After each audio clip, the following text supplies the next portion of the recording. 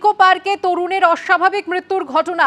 Nicco park কর্তৃপক্ষের বিরুদ্ধে বিধাননগর দক্ষিণ থানায় অভিযোগ দায়ের। গাফিলতির অভিযোগ মৃত রাহুল দাসের পরিবারের।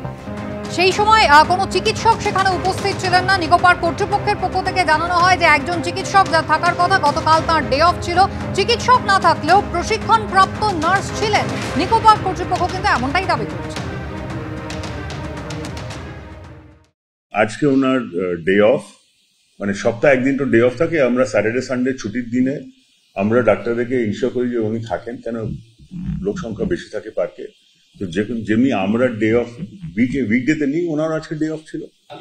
অল্টারনেটিভ আমাদের সার্টিফাইড নার্স আছে, উনি দেখেছেন, উনি অ্যাটেন্ড করেছেন। মৃত তরুণের বাবা কি অভিযোগ করেছেন দেখুন। আমরা গ্যাস নিয়ে একটু সকাল দিয়ে ব্যস্ত ছিলাম, তাহলে ওরা গ্যাস নিয়ে ব্যস্ত থাকুক,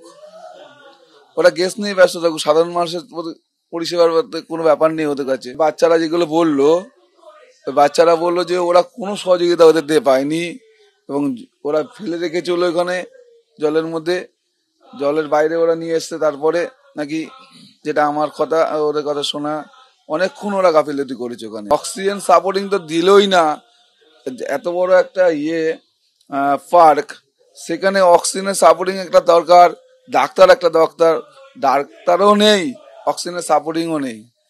কি অবস্থা, খুবই হেল্প চেয়েছিল ওরা, কেউ ওদের সহযোগিতা করেনি। পরে এসেছে, অনেক পরে এসে তারপরে ওদের পাম্পিং করতে বলছিল, ওদের পাম্পিং করতে দেয়নি, করতে দেয়নি।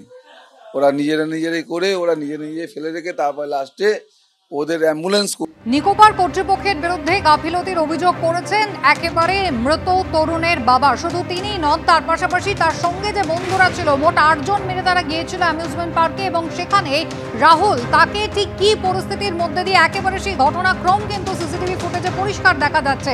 নায়াগ্রা ফলের কাছে তারা গিয়েছিলেন এবং সেখানে গিয়েই কিন্তু ঠিক একটা নয়, যখন একেবারে চ্যাংদোলা করে রাহুল দাসকে নামানোর চেষ্টা করেন তার বন্ধুরা, পাজাকলা করে নামাতে গিয়ে মাঝপথে তাকে একবার জলের ওপর শুইয়েও দেন তারা বারবার সাহায্যের জন্য কর্তৃপক্ষের কাছে সাহায্য চেয়েছিলেন, কিন্তু কোনো রকম সাহায্য তাদের করা হয়নি। এমনকি এই বন্ধুদের মধ্যেই একজন সিপিআর দেওয়ারও চেষ্টা করেন। দেখতে পাচ্ছেন এই হুইল চেয়ার, সেটাও কিন্তু বন্ধুরা নিয়ে এসেছে এবং একেবারে দুপুর 1:13 এই হুইল চেয়ার নিয়ে আসে তারা।